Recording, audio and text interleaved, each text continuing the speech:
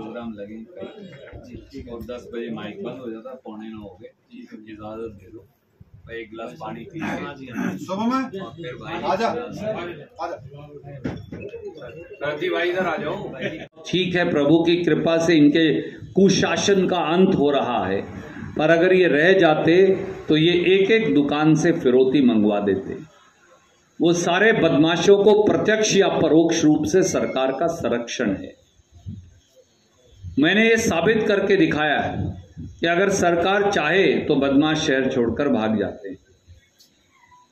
जब हमारे भाई प्लाईवुड वाले अरोड़ा जी के साथ एक वाकया हुआ था, उसके बाद इतनी कड़ी कार्रवाई की, कई लोग तो एनकाउंटर में मारे गए और उसके बाद वापस बदमाश नहीं आए। 2014 में जब जब्बल ने आने की कोशिश की थी तो आपका यही भाई यूनियन में तख्त पर खड़े होकर कहकर आया था कि अगर माँ का दूध पिया है तो कैथल शहर के अंदर आके देखा, उसके बाद वो वापस नहीं गया। पर आज दोबारा से उन लोगों का सर क्यों उठा है, मैं ये आपके विवेक पर छोड़ता हूं।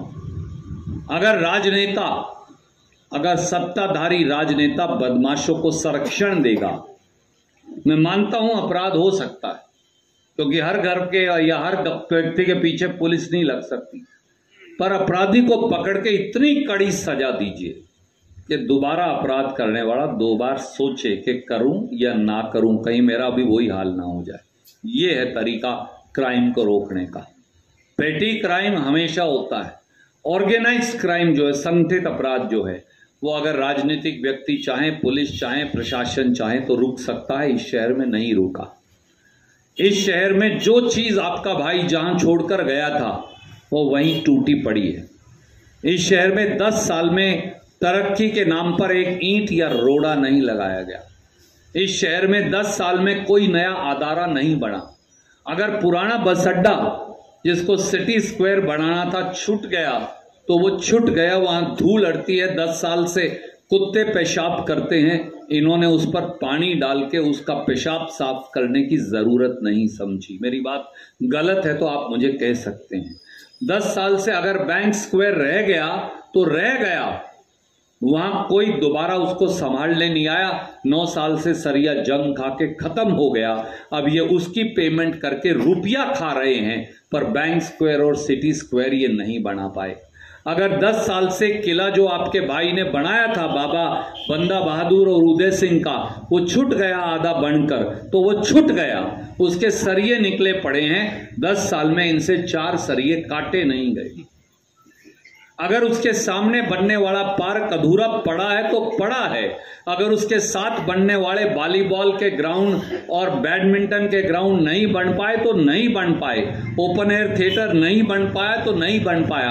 अगर उसके साथ बनने वाली पार्किंग पर अगर बनानी थी, जो मैं बनाकर छोड़ गया था, बीजेपी ने कब्जा कर लिया ये कह के कि ये तो हमारी जमीन है। 150 साल बाद उन्हें याद आया, बीजेपी तो 1978 में बनी, 150 साल पुरानी जमीन उनकी कैसे हो सकती है? आप तो पैदा ही नहीं हुए थे राजनीतिक संगठन के तौर पर, तो आपकी जमीन वहां कैसे थी? वो जमीन एक गड़ा था, वो गड़ा करोड़ों रुपयों से भर दिया आपके भाई ने, इसलिए कि स्कूटर मोटरसाइकिल कार खड़ी हो जाए, वो वहीं पड़ा है। आज 10 साल से अगर थाने के साथ बनने वाली पार्किंग जो मैं खोद कर गया था, उस गड्ढे में भाई साहब पानी भरा पड़ा है बाबूजी, तो भरा पड़ा है, ये उसको निकालने नहीं आए।